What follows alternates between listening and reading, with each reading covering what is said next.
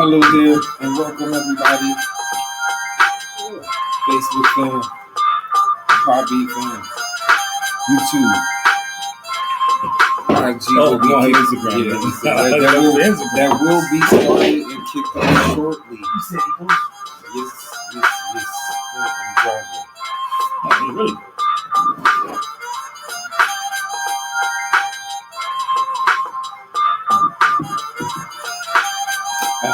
Decent week, man. It's been a good week. Weather's been up and down, but it's been a good day today. What? All my Sixers blacks in the back of the room. I actually really like that. I mean, the one bright spot. They got a nice gear. The gear. There's one bright spot in the team. Couple. Yeah, they get rumor has it that Rondo's gonna be coach next year, man. Rondo or who? The Sixers? Yeah, Rondo. They talking about like I saw it. Yeah, head coach. I saw it. They said ain't no rumors. The rumors. They I know just people just stuff. be saying stuff. But they were saying, It's like fortunately the Eagles won the Super Bowl, so they, that's about them right now. you know what? It's funny because they do get a free pass. Yeah, they really They get they won the Super Bowl and the Eagles and the Phillies are crushing in the spring training. They like and the Phillies 6-1 and 1. Yeah, They're okay to play 8-1. So they get a pass, man. Yeah, Right it's a good game. We've been having high hopes and expectations for them, but Sixers and the Flyers. Not good. fortunately the Eagles Super Bowl, like I said, still riding. I'm excited about today's topic, though. I'm not gonna lie. Yeah, I figured you It's a little personal. I didn't get a chance. Personal in a good way. I wanted to ask other people, but I didn't get a chance to. I mean, 'cause I think it's a topic I'd be interested to hear other people's feedback and input. I know from counseling, talking to people in counseling, and just other married couples, that's a hot topic. It's a hot topic. It is. It's a real hot topic.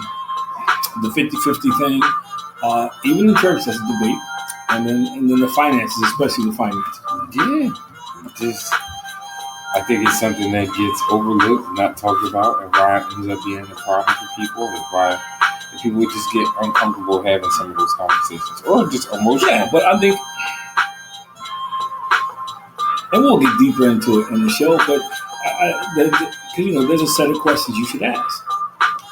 There's some questions you gotta ask. Because certain things you don't want to find out on the other end. I want to say, let's save that as we dive into this show today, because I think certain questions you need to ask, man. I think that'll be helpful for a lot of our guests, or people that just kind of tune in and drop in. But thank you all for tuning in to another great episode that we have planned for you all, Above Average Black Men. Yours truly, Chris Bender Sr., Chris Jr., here to empower, inspire, and uplift the community. My brother Devin Pender will be joining us shortly.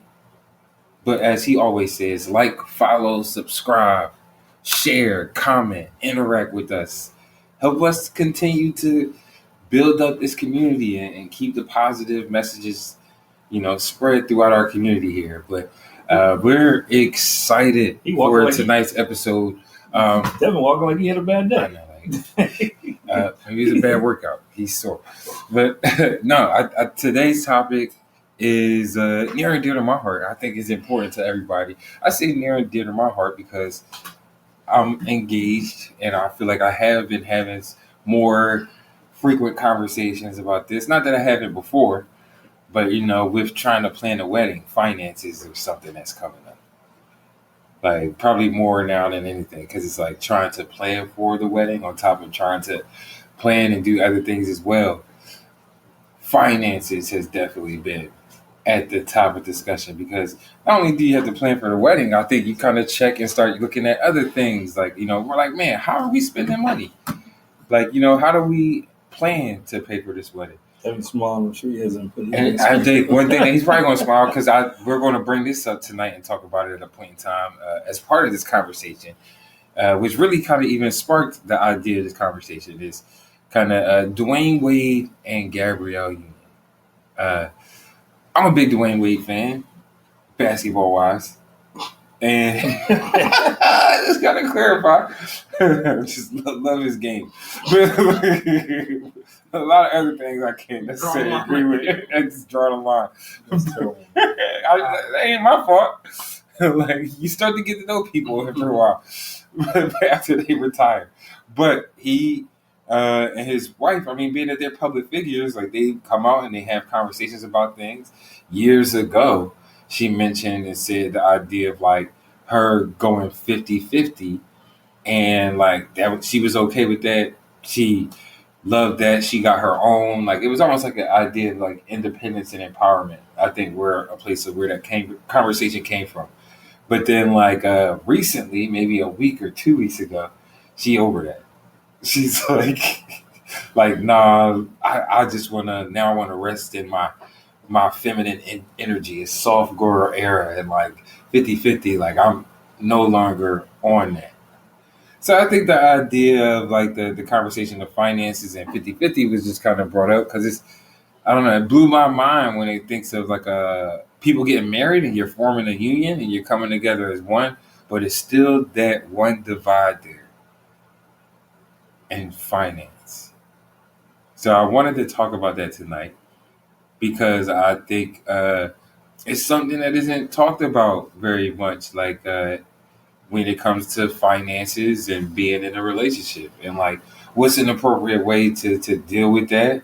Of course, to each his own, and you find out what works best. But I kind of just shared a little bit of my perspective here, which is like the idea of like, all right, if we are forming a union, it's like all going into one. I think it's a business tip. It is, but you, that's what they say a marriage is. It's not a business deal. It's not a business That's deal. the problem. It's not. It is kind of a business deal. No, it's not. That's the problem. That's the problem. You trying to do it like it's not a business. First of all, Gabrielle Union thing. My humble opinion, I think she overinflated her worth and underinflated his worth because he was retired. Yes. So it's easy to say that when you think you're making all the money, but then it turns around when you realize, okay, you haven't had a movie in so long, and dude is still bringing it in. I'm just saying, and dude is still bringing it in. Royalties he's part owner the basketball team. He had the game show for a little while. Yeah, he got he just joined the talk show. Yeah, he got his income coming. So I think when you don't have it, you say that because you think you're the bread one. Now she's looking back, and his stack is a lot higher than her stack, and his stack is constantly coming. And hers kind of like unless all about the waist side. Unless why do I get one of them Steve Harvey movies come play again? Tyler Perry. No, what was when she played in Steve Harvey? Steve Harvey movie. Yeah. Oh, Think Like a Man. Think Like a Man. Yeah, Think Like a Man. So I think that was the last thing she was in. I saw Bring It On was on. I didn't see it, but I saw it come across the screen. A royalty. Yeah, and so I think that's part of it. But to me, and I'll give my take on it first. First of all, I think in a fight, I start with the finances first. In the finances, I think everything your mom, we go in the pot. We put everything in the pot. Mm-hmm. We do. And we get we have a joint account. So we both have direct deposit into that account. Where the little different space is, like my whole paycheck goes in the account. I don't touch it. I really know when I get paid because I have my company. Mm-hmm. I don't spend on, but my company kind of fuels other things. Right. But even that we share. Even every revenue the company brings in, we share. Mm-hmm. If she comes to me and says, "Hey, let's do this," we don't get into who's and who and what's what. And I think that's the way a relationship should be. That's why it's not a business deal. It's a relationship. And I think if you go into a relationship thinking it's going to fail, because I've heard people say this, and you don't trust people, that you shouldn't get married. If I'm going to say, well, I want to keep my money to myself because in case it don't work, then you shouldn't be getting married. What's funny is like, I agree with everything you said, but I still equate that to almost being like a business. But that's like you being part of a team and like everything is like coming into. See, that's the problem. When you treat something like a business, you kind of lose the intimacy of it and the relationship portion of it. Mm-hmm. And a business is probably a little more predictable than being in a relationship. When it's a relationship, that's when the work comes in. When it's a relationship, you realize that it's going to be morphing over a period of time. There's no one bottom line you can look at and say, this is not, because it's going to be constantly changing because, she may make more money at one time. You may make more money at one time. Everything you're doing right now may come through. Mm-hmm. So now all of a sudden you go from this to that. You know what I mean? So it's different, and in business you kind of, this is mindset, man. It's the bottom line. That's really in business. It just matters about the bottom line. In your relationship, you do consult each other because the other person's feelings and opinions does matter. Yeah, You I know, understand you take that into play, man. I think you're more likely to make better decisions involving people when you look at it as a relationship and not a business.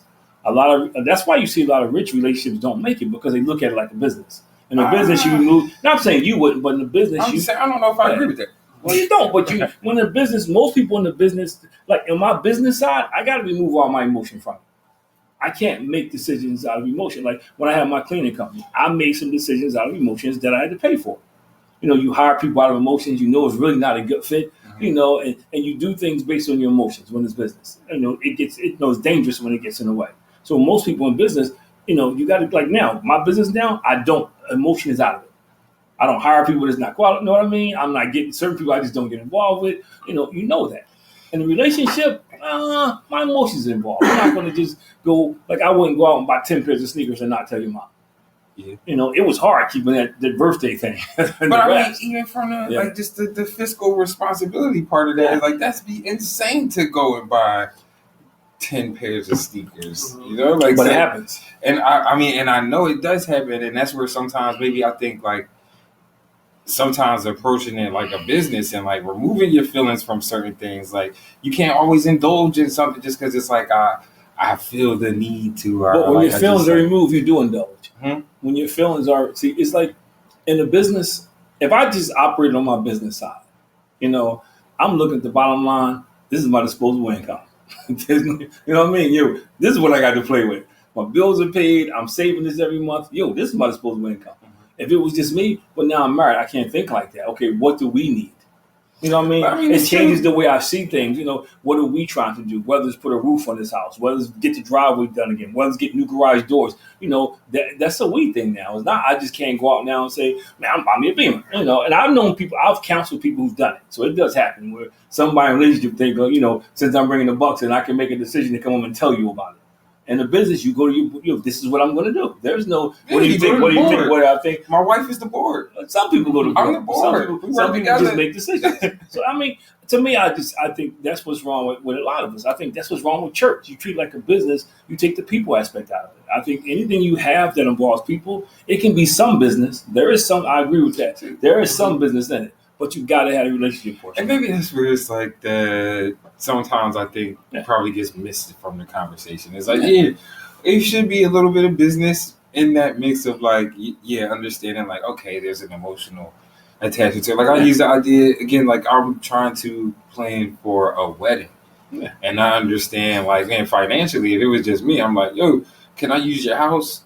but I understand the emotional aspect of it. It's like, you feel like it's Grandma, get those pies. Like me. This is, like I have people cracking up because people ask me, you know, what's going on with the wedding? You know, and I say, I don't know. Well, why don't you know?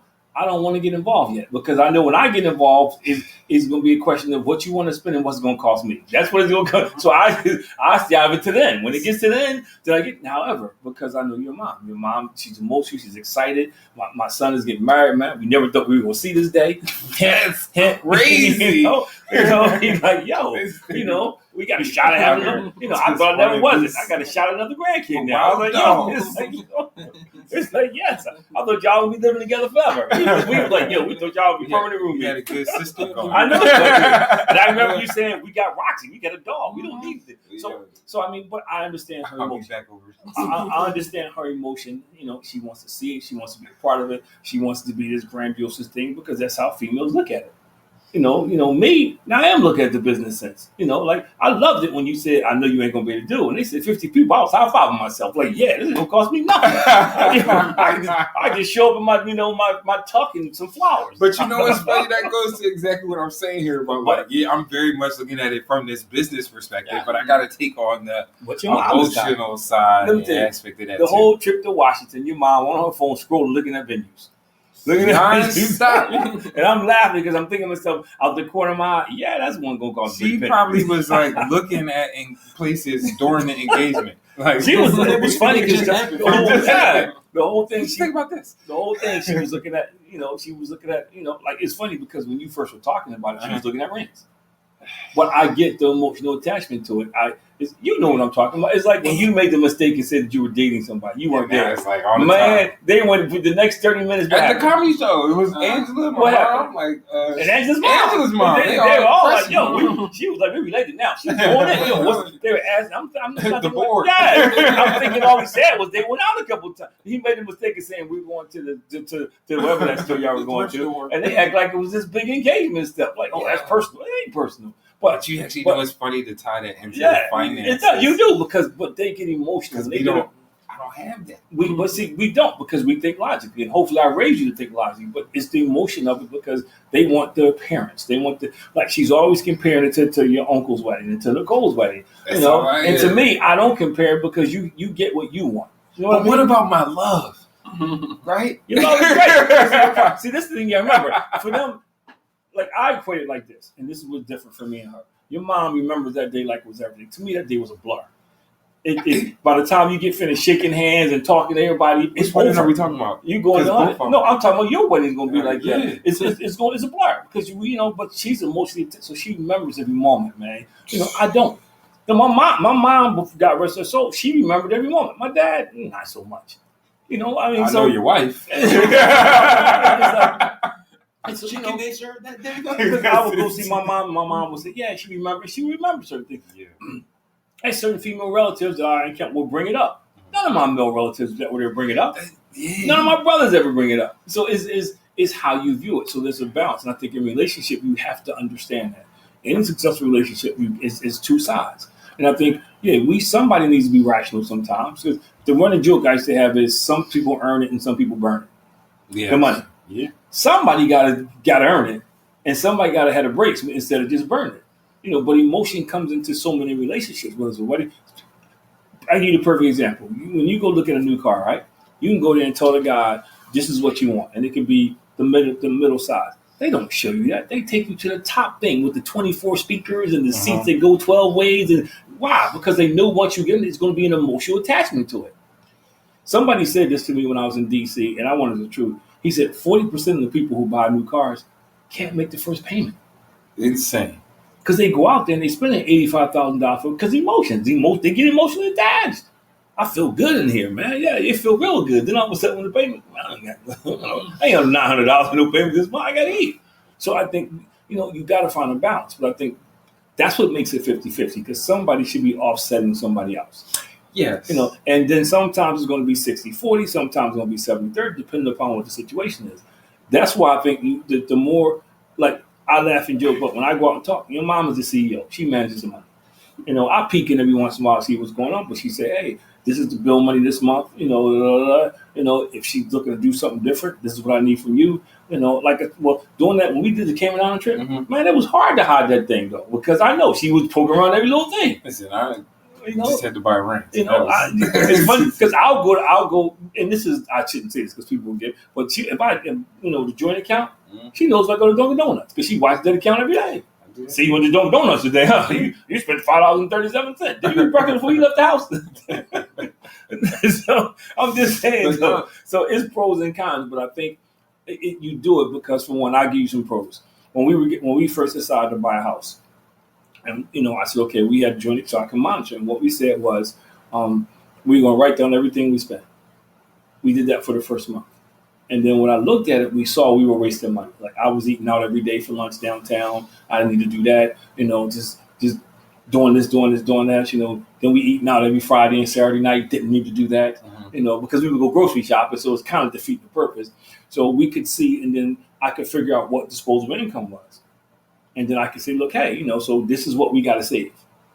Bill money, I'm not saying we can't go to movies, but this was what we had to save. And it was hard for her because she was used to getting paid, going out with her mom, buying stuff, doing everything. So that was a huge transition. Yeah. And I understand that part. Yeah. Definitely it's a transition for a lot of people. I think one thing that people don't talk about or gets brought up before it gets too late is I agree. I definitely it's like just having an aligned vision for what your plans and what you intend to do. I think. But if you don't have a vision for your life, what do you know about an aligned vision? Exactly.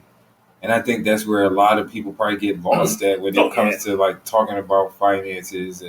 Because the group I started on Monday nights, and we started this like right when COVID started last year, and it was my plug. Now we up to about 50 dudes now, but the group I started, I remember when I did that, probably 2/3 of the group didn't think about it and didn't have a vision statement, for them, because you should have one for you and you should have one for your marriage and one for your family.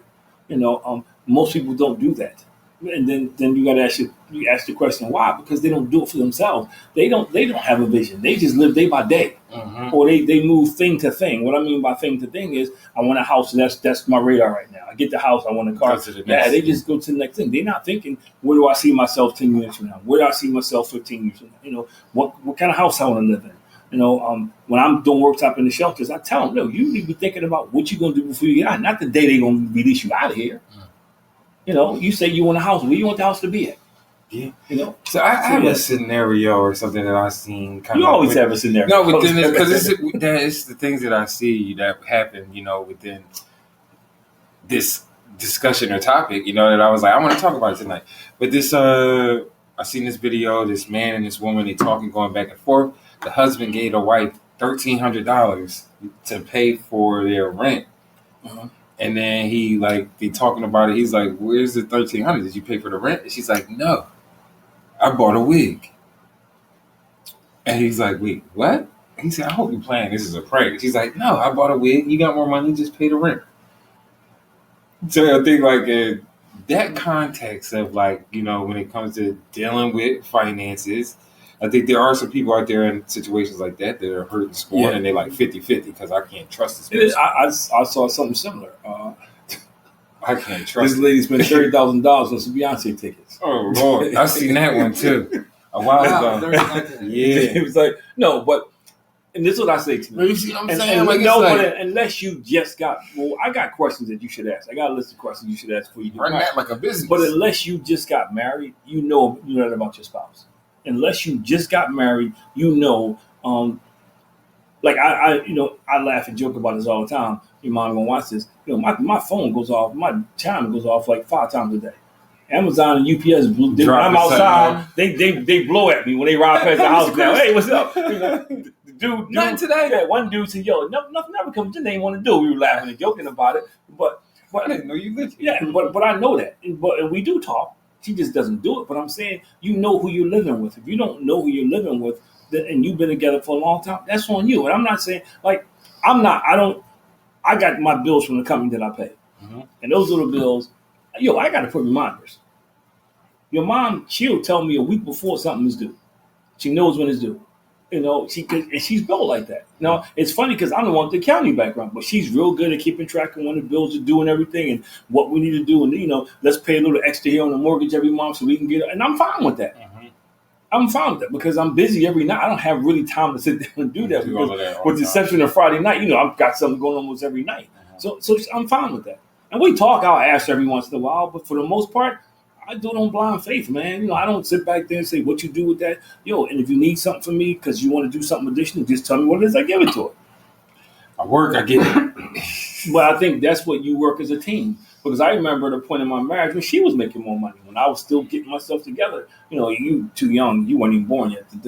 So I remember that. And we had the Uti. Yeah, and it would never became a question of who had more than what. But I think, again, that's why the idea or context of even 50-50 is I got an account, you got an account, you take those bills, I got these bills. I might have did this. Hey, you owe me this much for this. And see, I just don't. I don't see then that's the business part of it. I just. And but it's funny, I think it's two ways of looking at this as a business. It's a business of one, and it's a business of y'all doing it in divisions. But you still don't like a business, though. That's like me. That's like me and Devin roommates. A business of one. And we say, okay, when electric bill come, just give me 50%, or I pay electric, you pay the gas, whatever. And if it works for you, I'm not here to say do one thing or the other. I just believe, my personal belief is, if you love somebody enough to marry them or be with them, you got to trust them. But you also know who you're with. If you got somebody that's going to spend $1,300 on a wig, that's not the person that should be managing the finances. I'm just saying that should be the person managing the finances. Transferring to person. So who's the best at managing the finances? That's what it comes down to. Because there's a lot of irresponsible people out there. That I tell my clients the same thing. I told men when I'm dealing with the men, you often make decisions, that impact more than you. Like if I get my paycheck and I go gamble it all away, that ain't just me. That's my family. That's my rent money. Leave $1,300 for rent. You know. So I mean, I guess what do you say and do in those situations where it's like? It goes back to the question you asked before you get married. Right. I think that's probably the prime thing here. How much do you spend on wigs? Yeah, like no. For instance, one thing you do is you know, and I learned this. You know, when you get serious about somebody, you take them to a nice restaurant and you see how they treat the waiter and the waitress. You know, if they rude, you kind of get this because they can fake it around you, but when they start treating other people, you see it. You know, you watch how they interact with their parents. You know, because they getting uptight with their mom and dad, and they being, you know what they're gonna say to you. You know, they argue with mom and dad. You know how she act with her parents and her siblings. You pay attention to that. You make your own decision off of that. You know, what's your 5-year plan? You need to know. You know, how long your parents been married? Are they still married? You know, you need to ask those questions. So I guess what are some good? Those are your list of questions that you would ask when it comes to finances and dating. These are questions that if I had known this, I would have said it. Like, you know, you ask them, you know, how important is money to you? You know, do you have a savings account? You ain't got to tell me how much, but are you saving? Yeah. You know, if you've been on your job 20 years and you're not saving, that's a sign. That's a sign. If she driving a Beamer and you know and she never have any money, that's a sign. I'm not saying you can't work around it, but that tells you right then and there material things is going to take precedent. That and rather instead of saving for the future, she want to be Gucci'd up and then Beamered up now. You know, so you got to ask those questions, man. You do ask. You know, do you have any disposable income? And if they say, "What's that?" You want to know. I'm just saying though, you got to ask those questions, man. There's 10 solid questions that you need to ask. Yeah. You know, and it matters because you know I look at. At what point do you ask those questions though too? Because it's like when you think she's the one, not right away. There's not. When you think he or she is the one, then you go to those. Because it's like. I don't know. Like people are hesitant to talk about finance. Well, we talked about this on another show, and this is a different time because where I grew up, we dated. You know, we went out more than one time. Nobody expected you to take them to Lebec Finn or Roost Chris Steakhouse on the first date. It was different. So I'm saying it's different. Yeah. It's different, man. You know, it was kind of, you went out, you got to know the person. You know, you invested time and you got an idea who you were dealing with. And then if you say, well, she might be the one, then you can start asking those questions. Some of those questions you slip into the dating. Like you know about when you go, hey, your mom and dad still married? That's not a bad question on the second and third date. It's actually, well, how long they been married? You know, if they divorced, well, you want to know what's going on. Money comes up probably earlier than anticipated in conversation sometimes. And if not even in the way like that we talking about it, like it's fiscally responsibly, like what are you saving? Are you doing? It's more so. But you like what you spending it on, what trip you're taking. But see, that's also why they want to go to a restaurant. He got money. But it also tells you about the person. If you go out somewhere the first time, they're talking about your finances. Don't tell them or her. Yeah, because that's too early, man. You only know my middle name yet. You ask me because about how much I'm making and everything. Nah, I mean, but you know, if you going out with somebody and you went a couple of times, man, you should ask them. You know, if she's telling you she only eat at these certain places, that's up to you. But that's a sign, because whatever you usher into your marriage, you got to deal with throughout the marriage, unless something happens to break the cycle. So you got to know that. You know, it's not like somebody's you take them out every night to some 5-star restaurant and then you get married, you go down to McDonald's, get a Happy Meal. That ain't going to fly. just because you put 2 straws in a cup and call it romantic, they don't earn the right to take you to McDonald's. Yeah, but see, this is why a lot of marriages struggle and fail. I know when I sit down with couples, to be a perfect example. When I sit down with couples, the first question I ask them, I give them a piece of paper, write your definition of love on. And 85% of the time, at least, they got 2 totally different definitions. And that's a problem because your definition of love is that we can work this out. And her definition of love is if the money ain't right, I'm out of here. That's a problem. Because you're working hard to keep it and she's looking at the materialism of it. So those questions you got to ask, man. And so it is not going to, at one time, somebody's always going to be given more. Is she or he built for that? That's another thing. You know, if you got somebody that says, I'm only going to get 50%, what happens when you need them to get more than 50%? That's a problem because they keep in score. Yeah.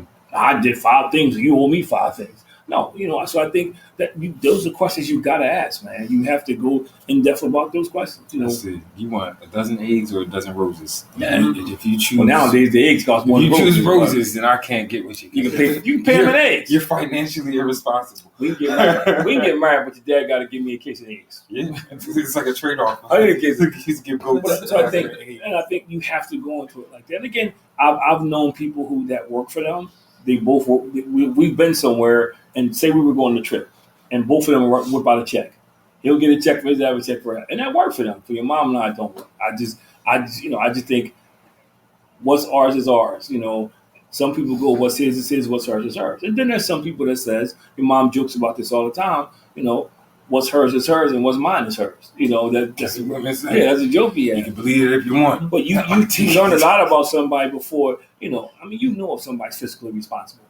And you can tell, just by asking certain questions. And again, that's not the person you put in charge of the finances. So my question too is even thinking about that. Like, man, what does your retirement look like if you're in a couple, you're with your spouse or significant other, and it's so split? Like, wouldn't it be so much easier to do things together versus working individually like that? And it's like the retirement is a hard question because some things could have happened. Like I know when I was married, when I got cancer, that wiped out my heart. We had all this money saved and all this stuff, and because we took a big chunk on that. Some people are late starting 401ks or things like that because they don't know. Right. So you got to do other things, but that's a good question to ask because some people don't. Some people act like they never going to retire. Yeah, like I'm working. Like they're gonna work until they die, and that. But see, that's the question you got to ask. That's why you ask about a 5-year plan, a 10-year plan. You ask about long-term goals and short-term goals, and that part is kind of like a business. It's almost like an interview. You got to ask those questions because if you don't, and I use the same analogy. I got this Volkswagen. You got 20 suitcases. I got 20 suitcases. We got to get rid of stuff just to fit them in the car. Then we start to unpack them. We find stuff that we don't know. Yeah. And now it's too late because we in this car on this journey together. And now I'm finding out that you don't save money. Now I'm finding out that you always overdrawing in your bank. Now I'm finding out that you spend all your money the first week you get paid and you got to borrow money the next week to get back and forth to work. Or you're not making your car payment in time because you want to walk around in Gucci and all this other stuff. So that's why you got to, It's people who really living like that. It is. But that's why when I used to work for the Housing Authority, and it's funny because I had this conversation when I was in D.C., you got people living in projects, man, driving Benzes, driving Jaguars, driving, Beamers, brand new SUVs. And I'm not knocking somebody's watch is going to sound, I'm not. But if you living somewhere, and your car costs more than you live, that's a problem. Yeah. If your car it has more value than where you live, that's a problem. However, you got to know that though. There's some people who don't want to change their situation, man. I'm okay right where I'm at. At least I know, and I've had guys and girls tell me this when I do counseling sessions or work in the shelters. At least I know my misery right now. So if I do that, I don't know what the future is going to bring. I know my misery. There's people who think like that. Wow.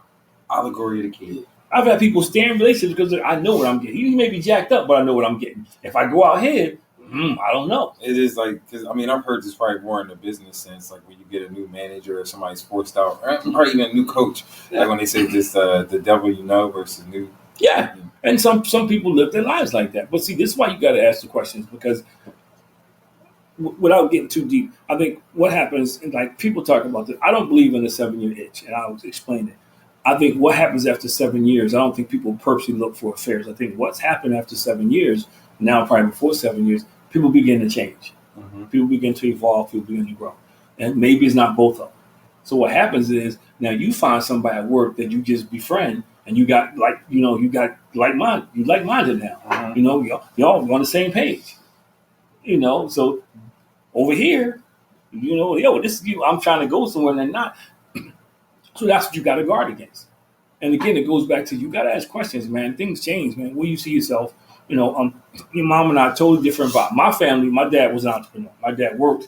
He always had his side hustle. I grew up like that. My mom's side of the family, they believe in getting their job and working there for 20 years, regardless, whether I like it or not. I'm going to stay there for 20 years, and that's okay. I'm a little bit of both. Yeah, but that's okay.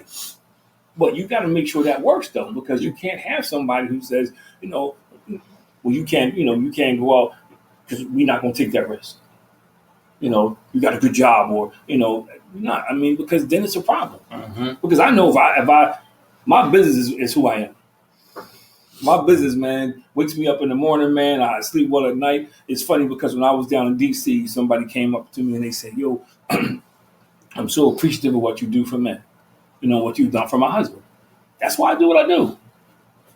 Now, it was a little bit of risk at first because, people don't see you getting paid for that. It's not like you got this tangible product like you selling the cars or something. So it's a risk in that. So if I had somebody that was like, "Nah, I don't think that might have been a problem." You put out some surveys. That might have been a problem though. Like, yo, because this is what I do. I was talking to a young man the other day. He says, "Yo, man, I really appreciate you sharing something with me, man, and it helped change my life." That's why I do what I do. I get a random text, I get a random email. I run into kids from Hype, who say stuff that that I don't even remember I said, but they'll say stuff. So, but if I couldn't do that, if I had somebody that says, "No, you work this job for 30, don't do anything," that might have been a problem. So you got to ask those questions, man, and you got to keep talking about things. What's your 5-year plan? What's your 10-year plan? What's some short-term goals? What's some long-term goals? How many kids you want to have?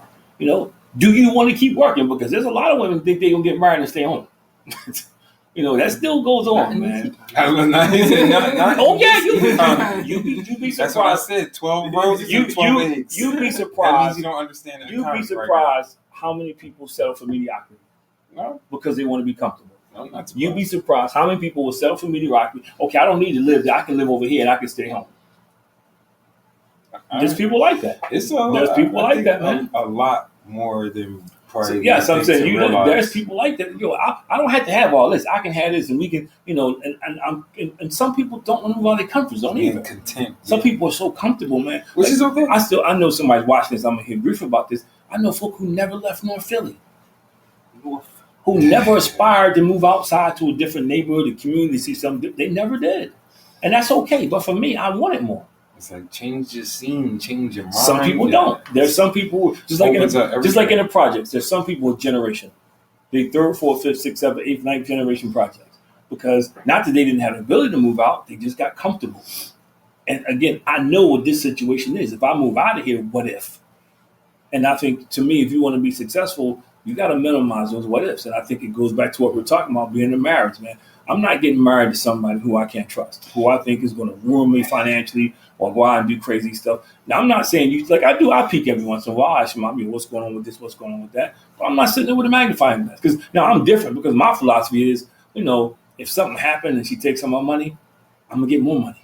Just like I got this. I got the ability to go out here. I do. I feel like I'm confident I can go out. I got to start all over. It'd be rough. I think that too, though. But it'd be rough because I got to start all over. I would be hurt, but I can go out there and earn more money. I just believe that. I think that too. So I wouldn't be I wouldn't be in a relationship where I'm sitting there all day long. Man, what's she doing? Money? Oh, what's she doing? What's she doing? To me, I don't have the energy for that, man. And it takes away from me trying to be the best version of me if I got to worry about that. That's just me. No, I agree. And I think it's funny, just even the idea of talking about like 50-50 and just money and finances. There's a big part of trust that is involved in that, which... it's huge, man. Yeah, I trust, honesty. And misinformation. Trust, honesty, and faith, and just believing in it. Right, and misinformation. Because I've heard people in church say stuff like, "Oh man, it's not 50-50, it's 200-200. That's a lot from the pit of hell. 200. Because they try to overemphasize that as two people giving. Told them to break that down. Anytime in a successful relationship, somebody's giving more or less. Yeah. That's just like, for instance, and I just said this. I was talking to we were in DC. I said it. We were at brunch, and I said the same thing. I couldn't do what I do if your mom didn't make the sacrifices. Mm-hmm. Somebody had to be home with y'all. When I was out there trying to start a business, do stuff, she did it. She held it down. Yeah. And so she was doing more than me. I was doing stuff outside, but in this realm right here, she was doing more than me. When it's time to get yard work, it ain't 50-50. I'm out there digging it, and it's okay. I'm okay with it. She tell me where to plant it, but it ain't 50-50. Yeah. So we say that there's very few parts of a marriage that's 50-50. No. I'm thankful to have played a sport because I really do kind of feel like it's provided. Yes, so many lessons. I've been on teams where, I've probably scored 60, 70, 80% of the points playing 3-on-3 or 2-on-2. And there's been other situations where, man, not hitting my partner carried take that burden and be able to get more points or whatever and do what's necessary. And it can go vice versa. And I think relationships are very much like that, where it's like, yo, you cooking. That's a great sports. Right That's now. a great sports. Now, I've been on basketball teams when I know I could have scored at will. Mm-hmm. I knew the guy guarding me couldn't Every stop time. me. I knew it. Shout out to Aaron Lloyd. But I also knew You can't guard me. But I also knew that wasn't my role on that team. Mm-hmm. You know, my role was, I was number 2 and number 3, which means that you ran the offense. And when you had the opportunity, you used the opportunity. Right. You know, but I've been in that situation. I've been in that situation in baseball, man, where I come up, man, and I know I can take this dude deep. You know, I got a high probability, but guess what? I got to bunt because I got to move him over. You know, I think sports, that was an excellent analogy because sports do help you understand that sometimes you got to fit into something. I say this to kids all the time about school, and I think this is about anything to be successful. True discipline is doing something you don't want to do, but you know you have to do in any realm of life. I'd say that's my new thing, man. When I'm talking to them kids, man, or even the shelter, true discipline is doing something you don't want to do, but you know you have to do it. And that's what happens when you're on a team. Yeah. Sometimes I got to be the defensive guy. Sometimes I got to help rebound. You know, that's just the nature of the beast. Like you got a role, but it's the same when you're married. Sometimes you want to be out front. Sometimes you'll be side by side, and sometimes she may take the lead. Mm-hmm. You know, that's just the way it is.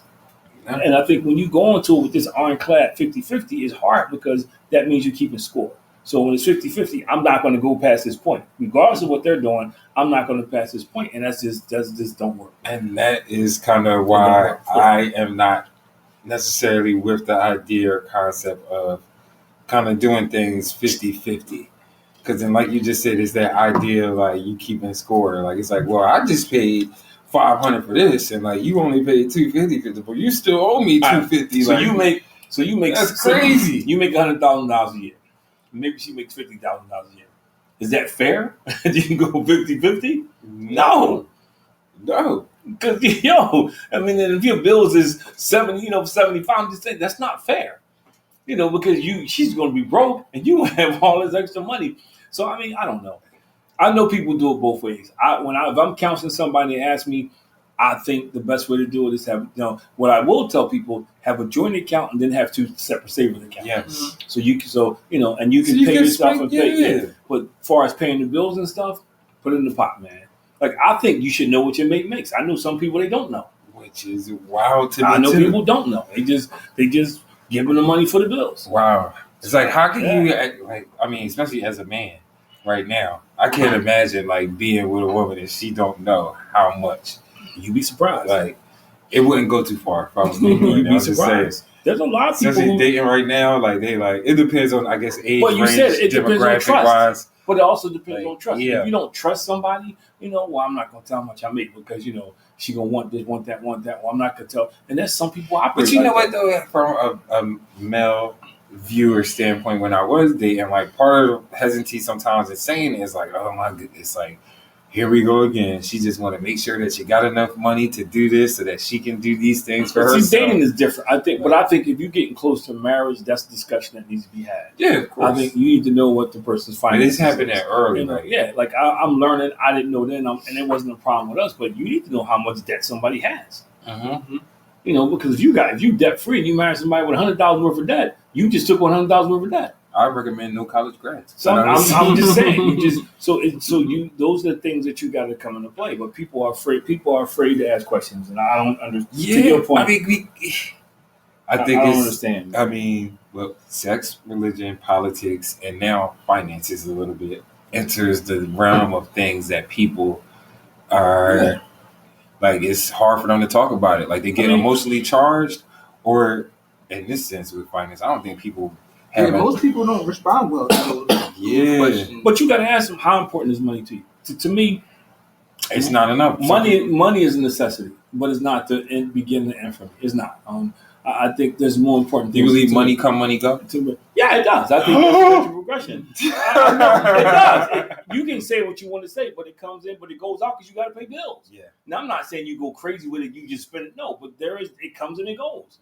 But I also think that, that you need to be fiscally responsible. Like, it's not about me. I'll give you the perfect example. People often ask me, because I got a Jeep, we got that.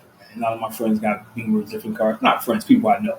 They got high-end cars. They waiting for you to get that Beamer. Yeah, so everybody That look. range. And it's Beamer not, boy. it's 4 reasons why I don't have a desire to. One, I just think that's to me that's too much money to spend. That's just me. I just and the part of that is I'm not that guy that's going to be out there. You know, I try to keep my car clean, but I'm not going to be out there washing my car every day, cleaning it. I'm not. That's just not who I am.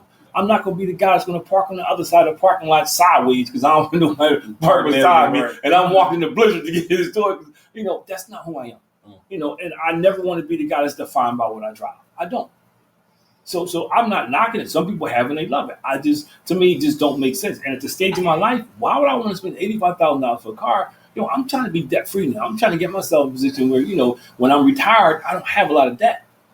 So that's to me. And the car depreciates soon you drive it off the lot. Yeah, it's not like it holds its value. There's people $85,000 car and they don't have a penny invested in anything. You know, I'm not saying I'm rich, but I got some stock. I was laughing and joking with somebody because I bought that, you know, the Nivea, whatever it was. You know, yeah, it's like, this AI stuff was starting to really start to go off. You know, I'm just playing around. I invested in the Ford electric motor car. Yeah. Remember we did the first time? Yeah, man. Okay, buddy, we about to do no action there. So, but there's some people and they don't have that. So to me, it's more important for me to have it. It's more important for me to have to be able to do stuff with you guys, Mackenzie. Like we did the vacation with your mom. You can never. To me, that's priceless. We can never replace that. True. And you know what it is for me with finances sometimes? You cheap. I'm cheap too, but I get caught up in the idea of like the super long term, like, I will not go out for a year to be like, the next 2-3 years, 4 or 5. Okay. I think that's how my mindset is. Like, I'm like, well, you can say a little extreme on that. But you can say, like, okay, like I'll tell your mom, sometimes, and we used to do this when we were doing the whole thing that we're going to go to the mall. We're just going to walk around.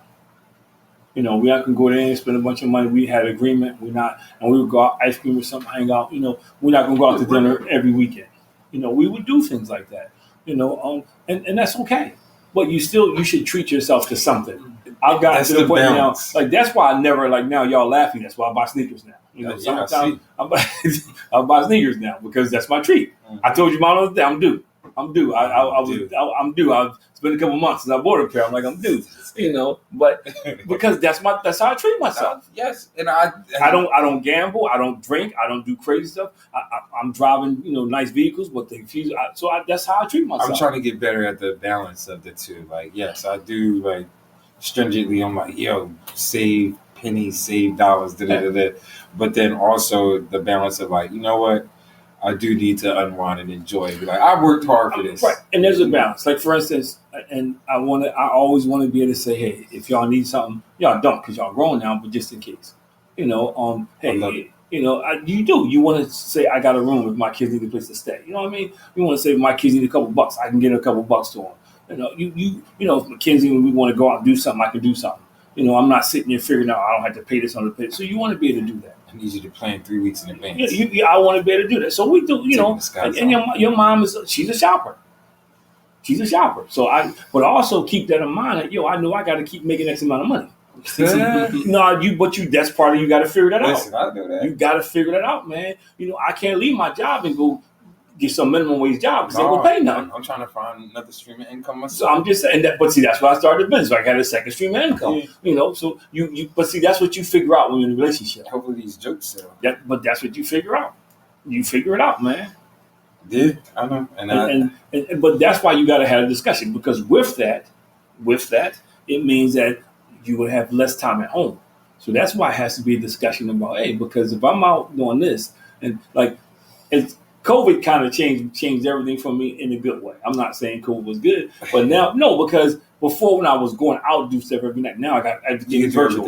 So I can come home and knock out, on some nights, I got 2 workshops on Tuesday, 2 workshops.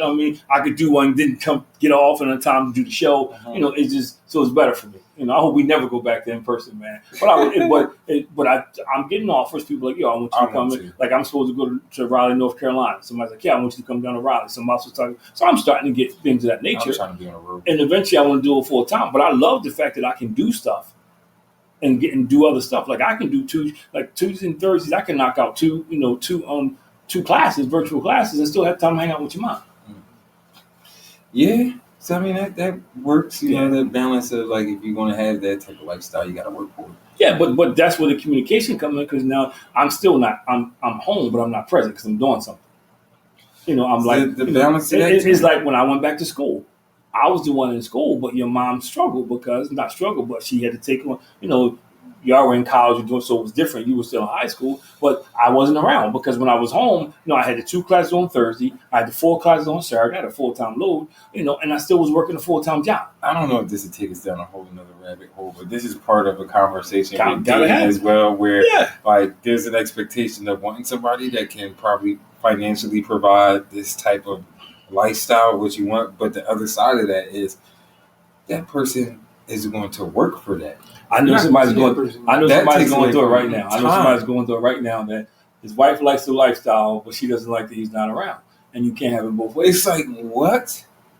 Well, because some people want stuff, but they don't realize what it takes to get it. Yes, and they don't. But see, this is why you got to get to know somebody in the dating stage because you got to figure it out because you can't tell me you want 60 hours a week worth of stuff, but expect me only to do it in 40. Yeah, you know. So, but that's where the give and take comes in. That there has to be an understanding about give and take. I mean, no relationship is perfect, and there's work. You know, when I was down in DC at the conference, your mom went. She worked on stage, but she mostly just hung out. You know, I was at the conference doing, and I got pulled into stuff long, and I wanted to be get this meeting, this, you know, and she support me. You know, we ended up hanging out doing something, but not as much as I would like to. You know, but that's a relationship. And when she went to New York, she was working. I went with her. She was going all day long. You know, and I had enough work. Nobody's for my job watching it. I had enough work to last like 20 minutes. I'm knocking my stuff out early in the morning. I'm walking up and down the streets of New York, checking stuff out. You're gonna get a couple. Yeah.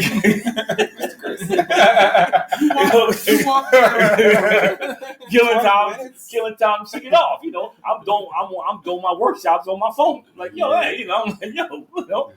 So they don't know, but I get it.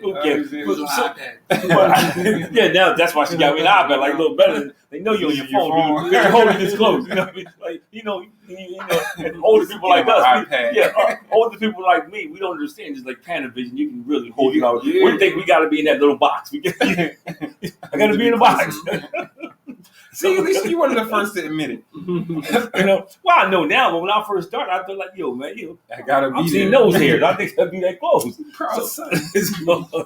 Not my dad.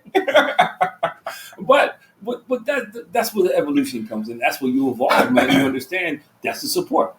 Yeah. You know, that's how I think. To me, those are key ingredients in such relationships. Mm-hmm. You asking questions, you get to know the person. Because when you get married, that's a whole new different getting to know somebody. So I guess at what point in stage would you say? Because we got like a few minutes here. Like, when do you have that conversation about finances when you're dating somebody? Like, if I was dating now, I think you probably need to have it in the 3rd or 4th date. You really do. Only because listen to you. I don't know. Listen agree. to you and listen to people that I work with, the young people. Money comes up quick. Sure. It comes up quick. See, it was almost taboo. I was never gonna sit there and ask somebody in the first 4 dates how much you make. We just never did that. Looking at everything. On the second day, they tell you they want to be spoiled. But see, that's my point. But that's so the timetable is different. So you know what? You know what? And that you want to be spoiled. Okay, see, I couldn't be dating now because I'd be sarcastic. I would be sarcastic, man. Like, why do you think we out here so long? It's not to say on the second date, man. To me, is irresponsible, is immature, and just greedy. Because first of all, that means you're telling me. I'm just my tea leaves are saying because to me you're saying. You expect me to take care of you? Then I got a joke about this. I got a couple too that we can share. Because I think I know that's the approach you tell me, but that says a lot about you. Yeah. That you want to tell me on the second date that first of all, do you deserve to be spoiled? You know, what's my definition of spoiled is it stinks, it's rotten, there's no more good. So, anytime I hear that though, too, I just assume like you want something for nothing. Like you have nothing. But how do you tell somebody who you barely know you want to be spoiled? That's to me, that's like Superman on a second date saying kryptonite is my weakness. You get right away. I mean, it's a second date. Tell me all that. If you pull out kryptonite, I'm done. So I just think that and that was actually a good point too. Like the idea says Mr. Derek says, plus now it's so many women that make more than men. I think that's probably why even more so the 50-50 thing comes up more now.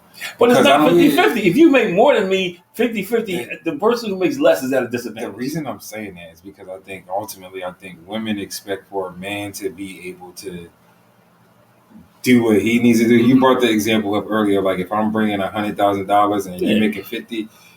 Yeah, that man's gonna be paying me out of that 50. He's gonna have to figure it out. Nah, but see, like that's for real. I go back to your mama. That's for real. And we in our situation, I know is different, but we worked to get here. When I met your mom, and I told her, I didn't have anything.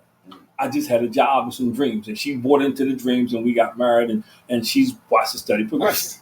She watched the study progression to get to where we are now, where, like I said, I'm not saying in a braggadocious way. I don't even know when I get paid. His account director, but she takes care of all that because I created second stream of income, which I use out my company, and I use that for both of us.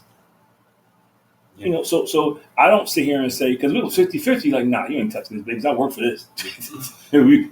Nah, and I think that creates a problem, and so I think, to me, in a healthy relationship is based on the proportion of the finances.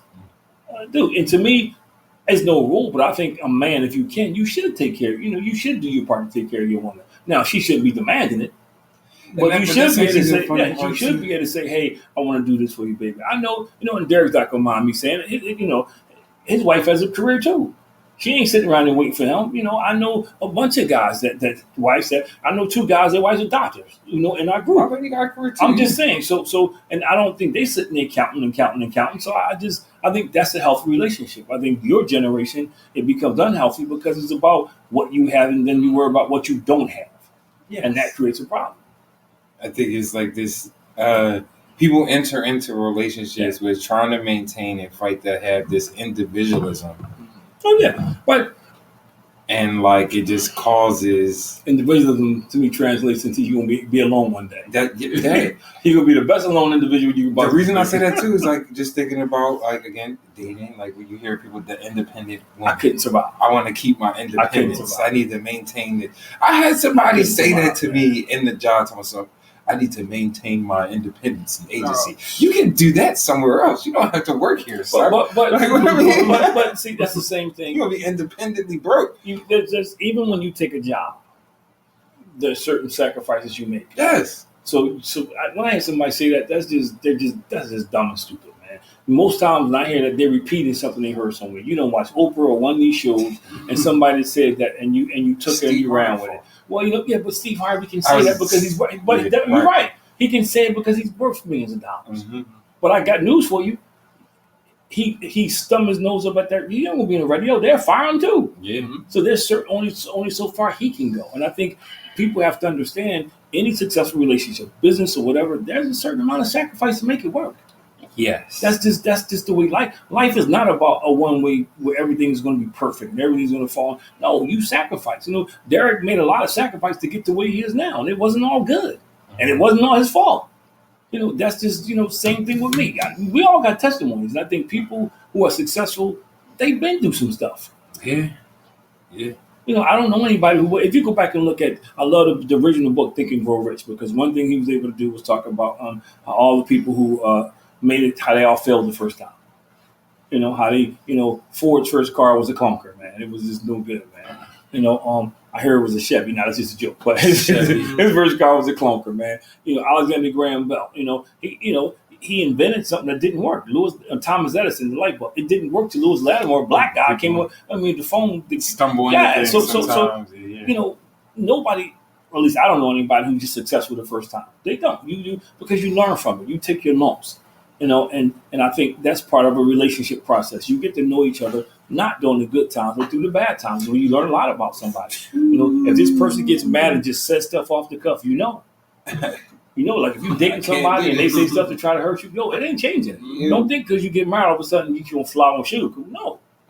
If you know somebody, man, you dating a man and they cursing you out, you don't think it's gonna change because you say I do, and she gonna say I don't know more. No, it could be her. But see, the part you gotta understand is, I say this to my guys all the time when I'm working this place called Safe Harbor out in Westchester. And we always had this discussion.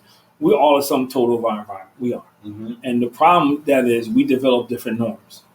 And that's why I said when you're dating somebody, you ask about how's your mom and dad? You want to check it out, because if you go over there and they having dinner, they cussing each other out of dinner. Chances are you can get cussed out of dinner. That's right. Meal. You go over there and he sit down and he talking to you about her. Man, she crazy, man. That ain't so. That's the stuff. Chances are you're going to marry into. So this is where the questions come in. This is where you got to be inquisitive. You got to be thorough, man. It's almost like a background check for a job now. You got to do this. Somebody was telling me how when they was dating this girl, they went to church all the time. The minute they got married, she don't go to church no more. But when they were dating, she was up in there every Sunday. Now she always got an excuse. Yeah, that's how long were they dating for? I've heard this story several times. Though. I heard this story several times. How long were they dating? It was a while. I mean, I think they were going out for like 2 years. Couple years. I've heard that story so many times that people pretend guys do the same thing. She had a calendar. Guys go to church on Sunday. Guys do the same thing. They'll go to church. They'll go to church, meet somebody, and they fake the funk. And as soon as they get married, I'm watching the football game this Sunday. So it happens on both sides. Yeah. But that's why you got to be playing a long game. Is crazy. But that's why you got to not go at all. It's wild. But there's a lot of people. But I'm actually Muslim. The last time you went, you got married. Oh, don't say. I know a couple, and one of them they were Christians, and one of them turned into a Muslim. Like as soon as they got married? Not soon, but somewhere along the line of relationship. That was already there. And then I also know a couple where they both were Muslim, and then after a while in relationship, he figured some things out, like I said, and he became a Christian. So and people, so these things, that's the stuff. That's another thing. See, people change. I don't think that's bad. But you got, if it's a big deal, it's bad. You gotta. But the point is, you have to be able to together. You have to be able to navigate things. You have to be able to navigate. But that's my point when I say 7 years, people change, because people grow, people get different realizations, people get different understandings. But that one is just you stop going to church after it happens. It happens more than you know. It happens more than you know, bro. Last time in this place. It happens more than you know, man. The Eagles come on. There are some people who fight about what church they're gonna go to, because they never talk about it. They just assume they go to two separate churches. They get married. Well, we gonna go to my church. I didn't say I was going to get church. I don't like so and so. I mean, it happens. I've dealt with couples like that. But again, I think the beginning of this conversation was just really about finances. But I think there's a lot of conversations that need to be had. Finance is huge. They say finance is the number one reason for people don't talk about it until they get married. Well, none of that stuff they don't talk about. If you don't want to have any kids and she want to have 6, that's a discussion you need to have. Finances directly into I'm just being honest. You know how much it is per kid a month? If you try to move to a house and they want to stay in an apartment, it's like when I was, and this is probably too much information, but when I was growing up in North Philly, there was girls I dated who they weren't even neighborhood. I knew that they weren't even neighborhood. They said it. And so in my mind, this is a short-term relationship. Thank you. Why do you want to? Why do you want to leave? In between your moms. They would ask you, why do you want to leave? Why don't I want to leave? Why do you want to stay? Because I don't want to get shot at. I don't want to get robbed. I can give you a bunch of reasons why I don't want to leave.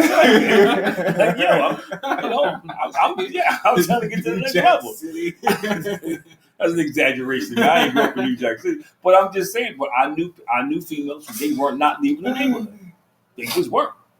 And they still live around it. If I go back down and out, they still live around here doing the same stuff, talking the same stuff. Yeah. Still saying I sold out. In this house. You see some you see some of the toy store. You see the generations that they like the 3rd and 4th generation, and they're all coming together. And we still had the same conversations, man. And they're not leaving. We need to they're gonna raise their great grandkids gonna be raised in that neighborhood. I just think we need to reframe. One, start having conversations and reframe how we even think about certain things, because it's. I think, and I know we a lot of negativity pushed. But I think people getting married need to hang out with married couples. They do. Yes. They need to start. Married couples. You should start hanging out with married couples, man. Observing how they act, the things they do. when they say it ain't about the money, it's all It's about about the money. Yeah, they do. If that's a friend, because I'm honest. If somebody tells me When that, they say even it in about the business, money, if somebody it tells ain't me about the that, money. I look at Miles Garrett. What Miles Garrett says? It's all about winning. I want to go take money off my man $40 million. He said, "You know what? The Browns organization. Yeah. Give my money. I love Cleveland. This is for you." So I'm just saying, though. So, but that's that was like perfect, man. When he said that, Miles, it's all about winning. I'm tired. I just want to win. I just want. It ain't about the money. I want to leave. They guarantee $40 million. He ain't hesitate. He's signing that thing. Go rounds. When you be All of a sudden, they geniuses in front of them. So forget that they can't pay the vows so we can win. Be patient. Forget they can't pay the vows. But I think They got a plan. But one, I think people that's getting married should hang around married people. Yes. This is my fault. This is my zinger about church. I think churches who have marriage conferences should invite people who are dating. People who are dating, thinking about getting married, should be able to attend marriage. And they shouldn't be shacking up, but they should be able to attend marriage. Like if it's a day conference at the church or something, they should.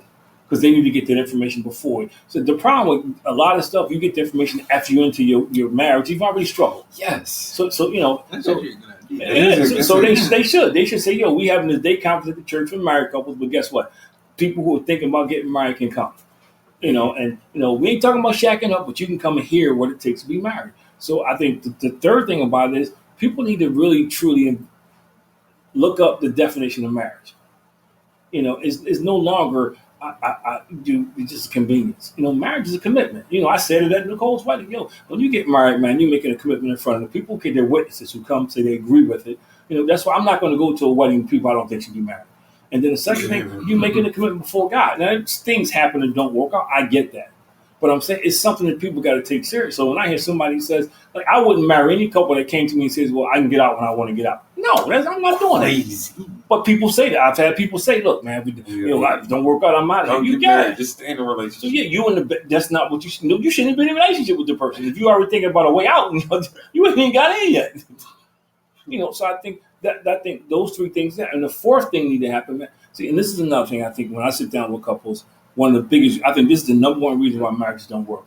You got two people who don't know who they are trying to become something they don't know anything about. Mm. You got two people who think they still single, they still individual, haven't figured out who they are, and it don't work. Mm-hmm. It don't work, man, because it tells you when you get married, the two become one. Yes. Doesn't mean that somebody's the boss, so it just means the two become one. And I say this all the time. And my Bible moment is, we talk about, and all my guys or guys who are around me hear me say this all the time. The Bible talks about, he says, man is supposed to have dominion. Dominion does not mean just the boss. It means to take care of. When you have dominion over something, you're responsible for the totality of the whole thing, not just to rule over. If you're a king, your responsibility is not just to tell people what to do. Now, some people do it, but your responsibility is to make sure the kingdom, everything is cool. So I think that's what people misunderstand marriage at. And now it's become, I don't know what it's become, man. Because I young people work for me. I hear them talk about it, man. And, I can get out anytime. And think about it, no fault insurance. And I said this to somebody the other day, and they didn't laugh. It's always somebody's fault. Yeah. So what's this no fault? But no fault insurance. I mean, marriage to get people where to get out. I think one thing that you said that's important Divorce is like being around married people. I think it's people, important. that been in it for a while, a long time. Because sometimes, and Derek put you have to truly be best friends. Yeah, man, that's the missing ingredient. I think, like when it comes to the marriage portion, sometimes like people definitely forget that about just kind of. One, like that's your partner, your ride or die, like that's who you want to be with the rest of your life. Man, and when it's your best friend, they put up with stuff that nobody else will put up with. Mm-hmm. When it's your best friend, they love you for you regardless of who you. You know what I mean? They don't say try to make you into somebody else. They're not always pointing out your faults. They work with you to get through things. When you with your best friend, you can be vulnerable. You can be transparent. And there's a lot of dudes who struggle mentally and emotionally because they can't. We did a show. We talked on the show that time. Remember way back we had Ebony, it's like she came in, a therapist. We thought, you got a lot of men who's in these relationships and they can't say I'm having a bad day. They can't say, I feel like crying. They can't say things are falling down all around me. I need help. And that's not healthy. But if you marry your best friend, you can do that and they won't think less of you. You know what I mean? If you marry somebody and you work your relationship, become best friends, you constantly looking out for each other. It's not, well, I'm not going to do this if you do that. So there's so many perks I can tell you about marrying your best friend, man. And to me, that's what helps you. Me and mom and I have been married for 40 years. You know the story, man. We didn't even know each other a year. That's actually what I was going to say. We didn't know each other a year. We met in September 1985. We got engaged November 1985. Got married August 1980. No, I'm sorry, 84. Got married August 1985. So I had known your mom a year when we got married. But the idea of just when I was saying, take advice from people that's been in it and been doing it.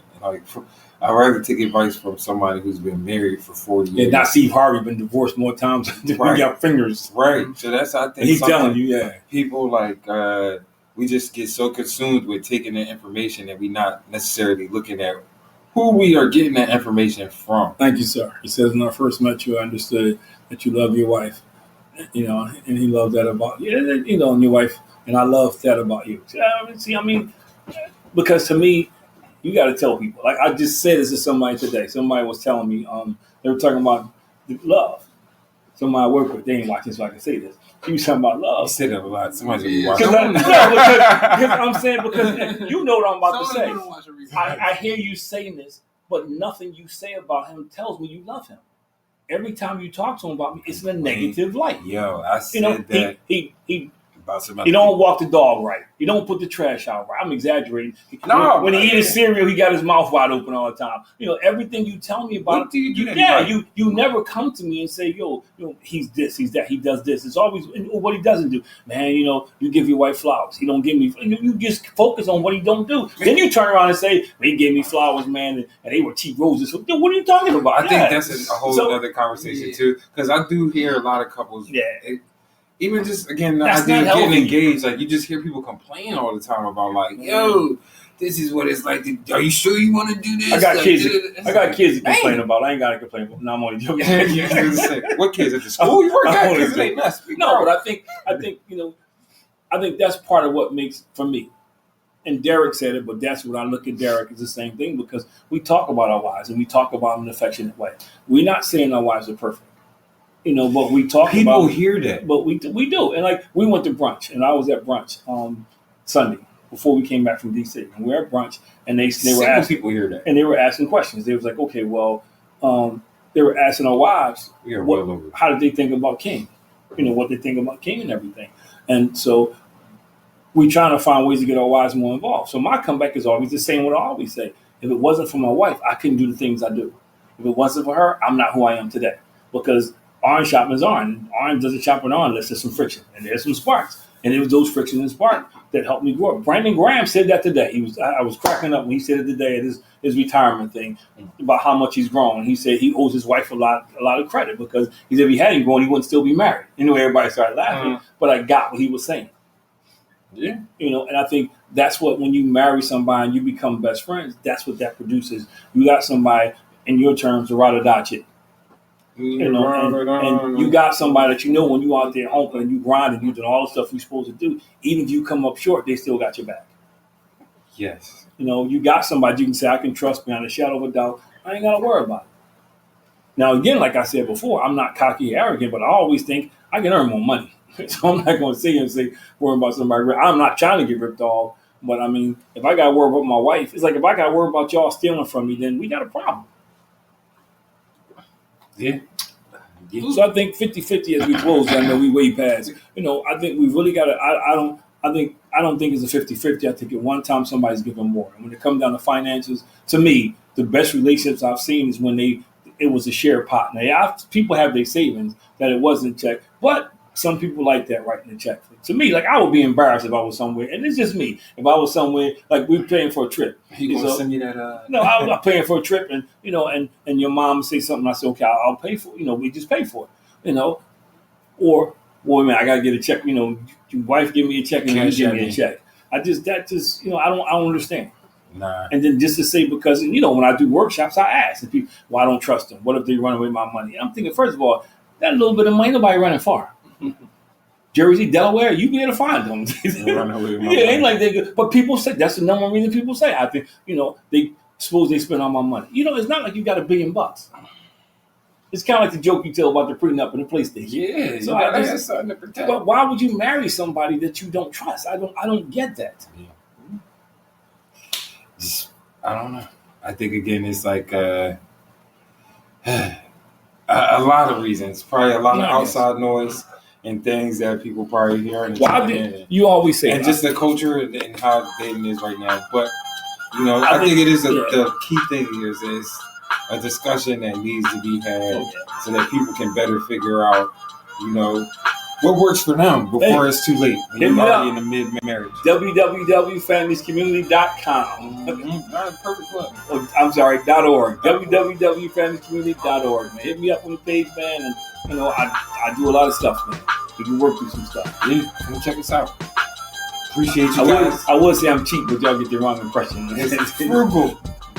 People look like financially conscious. People who look. I'm talking about my face. People who look like us always think cheap means discount. Yeah, they do. Oh, look, man. My dad told me this. He said, son, you got 2 bad habits: eating and living indoors. They both cost money. So I'm always in my life like that. But anyway, man, thanks for another great episode of Above Average Black Men. We well over the time, but we'll see you guys next week, same time, same channel. Yeah, like, follow, subscribe, share. They gotta give me the memo next time, man. I can warm my head. This is actually just a coincidence. We've been tuned. Good night, everybody. Till next week. Take care. Above Average Black Men.